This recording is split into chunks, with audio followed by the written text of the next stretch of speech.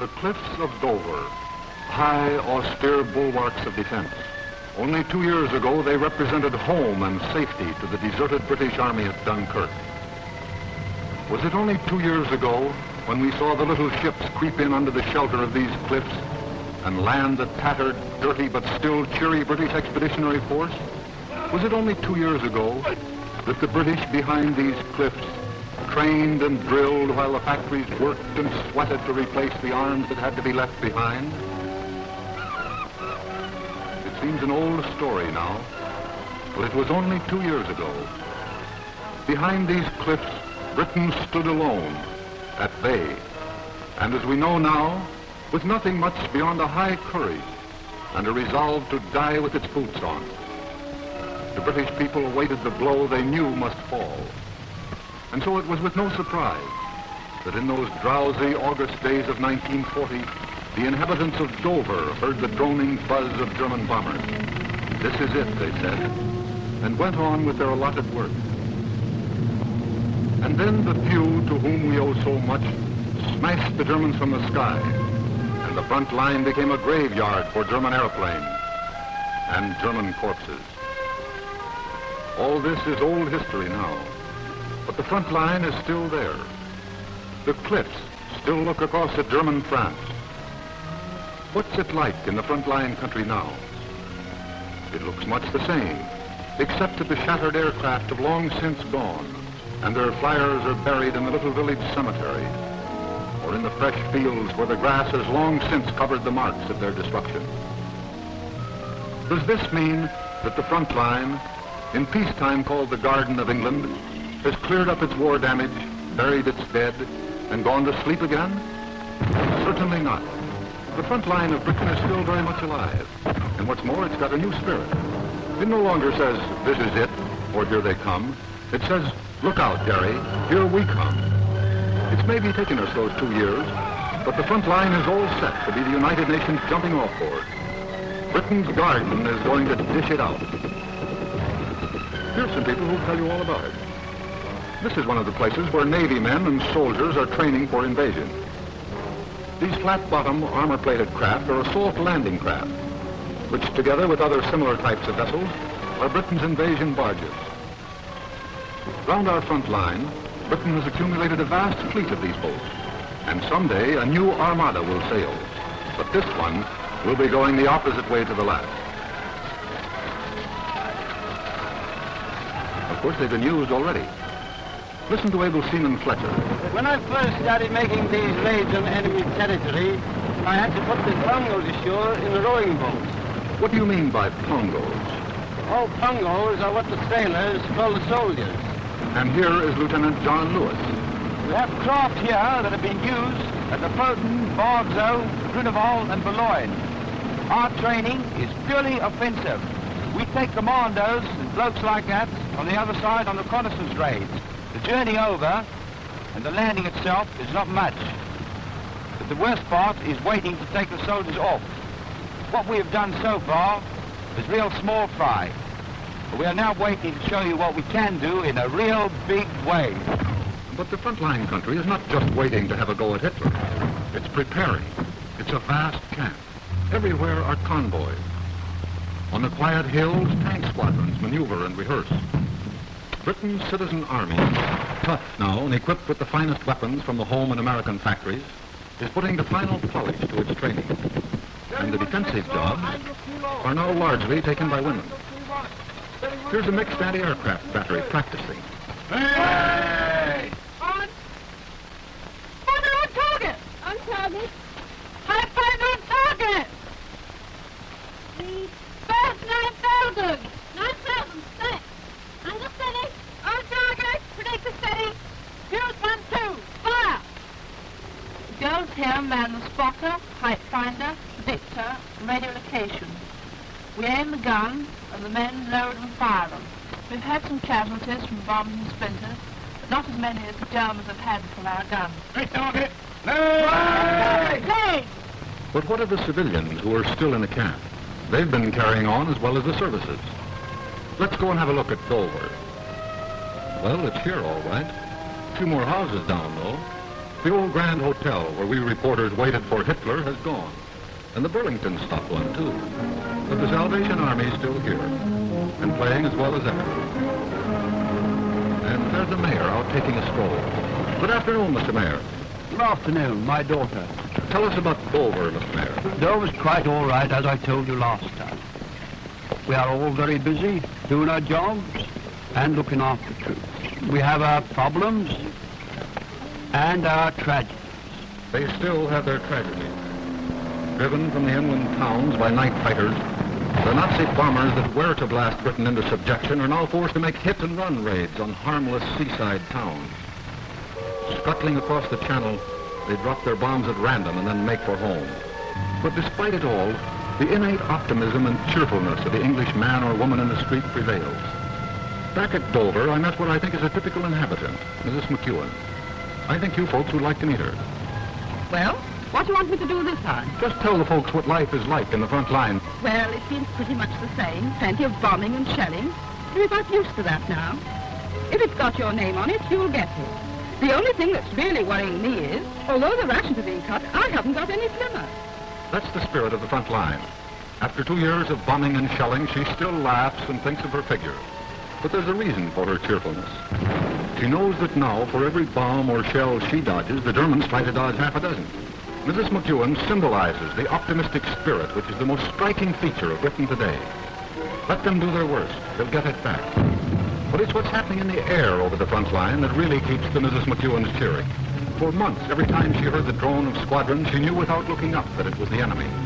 But now she knows just as instinctively that such a drone means that they're ours. Every day, every night, the sky above the front line is full of aircraft, and all busy bashing the Boche. Let's visit a frontline aerodrome. Here's Flight Lieutenant Johnston, DFC, back from his 68th sweep. Any claims, Johnny? 109 destroyed, Freddie, yes. Oh, good show. Whereabouts is this? Just inside Dunkirk, about 30,000 feet. Got a cigarette? Sure. What's the story? Well, we were bounced from the sun by 45109s. After a bit of a shambles, I got on the tail of one. What range? Oh, up to 50 yards. Cannon and machine gun, and I saw his engine on fire and large pieces from the main plane. Well, that seems one confirmed anyway. Thanks, pal. And here's Wing Commander Manal, who leads a Sterling squadron. He's just back from Cologne. Piece of cake, old boy. We waltzed over, dropped her on the target, waltzed back again, and never saw a thing. And so it goes on. By day, fighter and bomber sweeps. Spitfires for high and medium cover and Hurricanes for close escort. Blenheims and Boston bombers, blasting factories and powerhouses supplying the Germans. Shooting up freight trains and gun sites. Hurricane bombers and Beaufort torpedo planes smashing convoys. Huge 4-engine Lancasters setting out for the heart of Germany.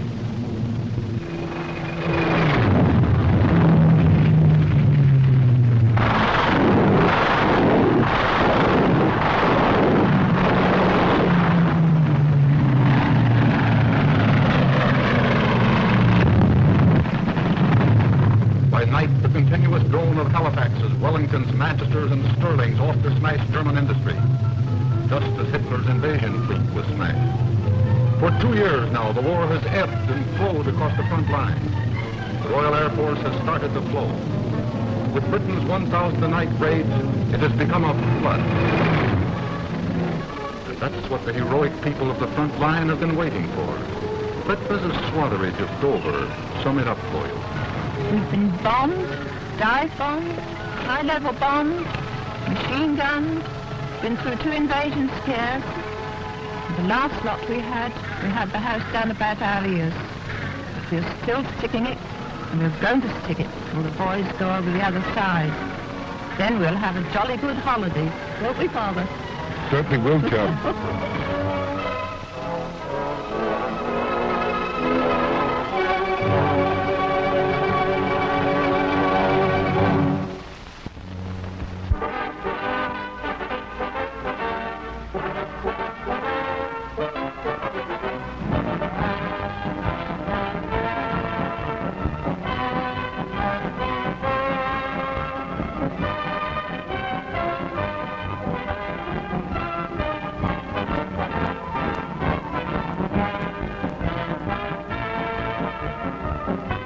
This is a war of cargo ships.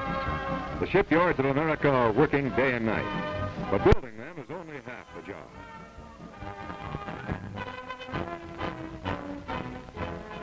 Crews must be built too, and built fast. 100,000 men must learn the ways of ships in 2 short years. Here at Hoffman Island in lower New York Bay, experienced seamen learn new things about new ships, new ways to meet new dangers.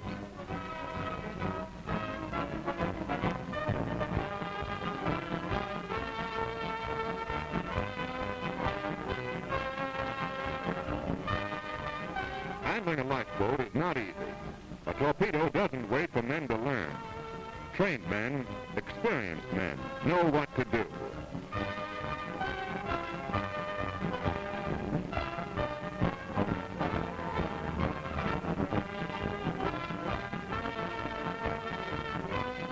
Boat drill is the order. 1 hour every day for 4 months.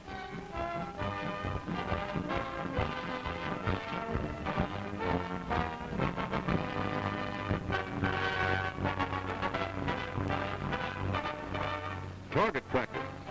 American seamen are trained to meet the unexpected. They're ready for whatever danger strikes. Broadside and anti-aircraft guns give the crews on our bridge of ships a crack at lurking submarines and surface raiders, a better chance to save their lives and cargo.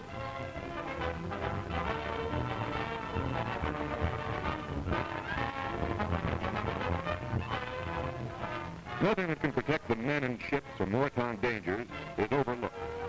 Gas rescue work is vital when fire strikes at sea. Another case when knowing how saves lives.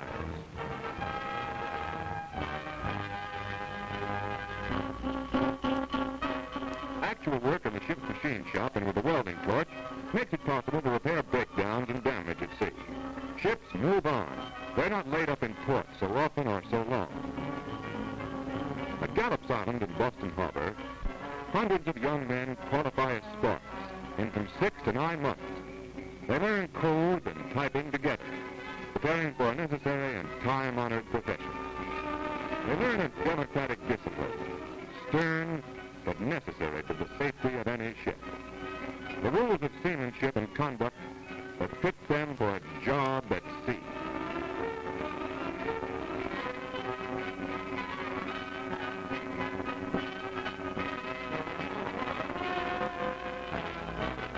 The United States Merchant Marine Cadet Corps trains officers for the complex job of running a modern ship. Navigation, to steer a ship and see her through, to know the compass, to deliver cargoes safely.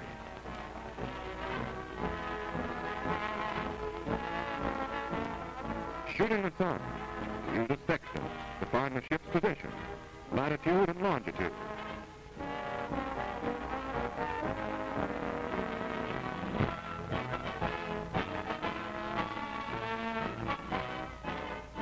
To read the charts and plot a course along the right sea lanes, moving with wind and tide and current, steering clear of danger.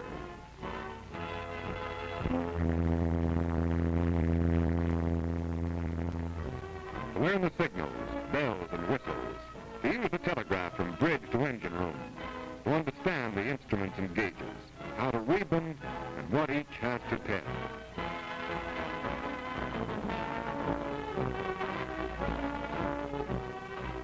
Powerful, modern engines drive our Victory fleet. The men who run them get a thorough training for their important task.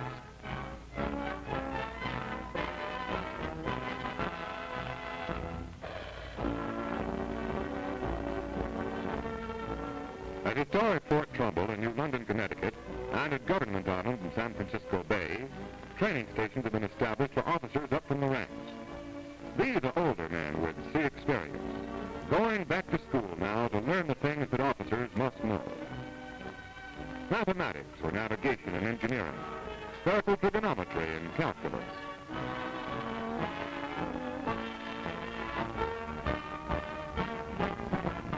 The American Seaman and her sister ship, the American Sailor, are the largest training vessels maintained by any government in the world. More than 300 men are trained at one time on each of these ships, And there are more than a dozen other training vessels, including one of the Maritime Commission's 1,500 new Liberty ships. Tough, reliable, capable cargo ships, built to do a job and doing it.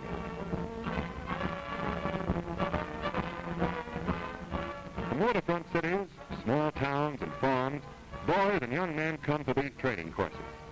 All young Americans are eligible, and sailors in our merchant fleet are just as important in this war as soldiers in the Army.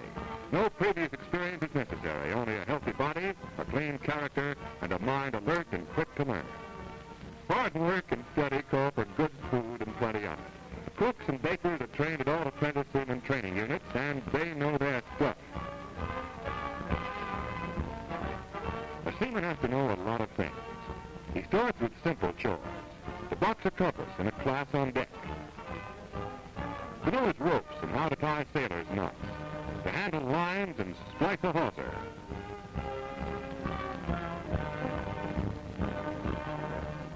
to know the meaning of the signal flags, to read and send messages in code with semaphore. These are a few of many things he learns. The day's work starts with washing down the decks. Both ships and men are better if they're clean.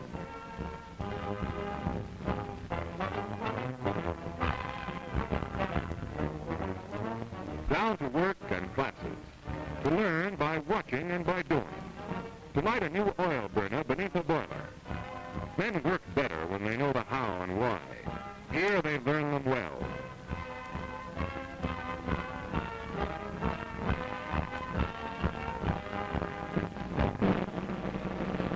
Abandoned ship, boat drills. In these grim days, a seaman's work's no fishing trip, no Sunday picnic, no moonlight excursion with soft music. It's not a job for chicken-hearted fellows. It's for men with guts and good red blood. It's hard work with danger in it. But training for emergencies cuts down the danger. And training today takes full account of every lurking threat.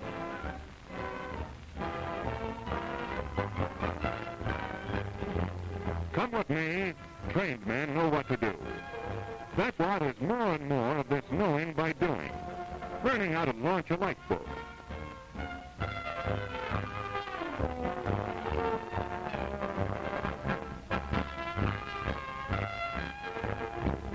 Learning to go over the side and how to operate the many kinds of lifeboats, rafts, and launches.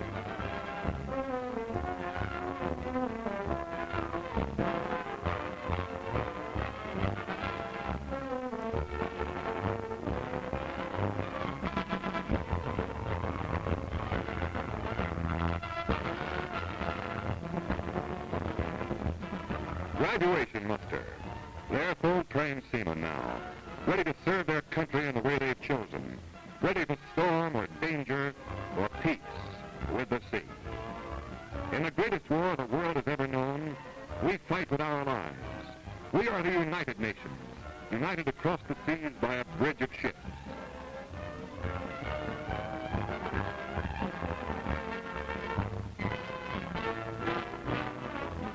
In convoys bound for many fronts, American seamen do their job. They'll get the planes and tanks and guns and food the Army needs to where it needs them. Ships and brave men working together make it possible to fight. So we're building ships at scores of ports along our coast, building ports in Denver and Kansas City and Pittsburgh, and sending them by railroad to the sea, there to be joined, riveted, and welded, launched, and sailed away. Soon, 3 a day, 2,300 merchant ships before the end of 1943 will come from the United States shipyards. The Maritime Commission is building the ships, and the War Shipping Administration is training the men to sail them. If you have never been to sea, but want to be trained for a sea job, apply to the local office of the United States Employment Service or the War Shipping Administration's enrolling office in your city.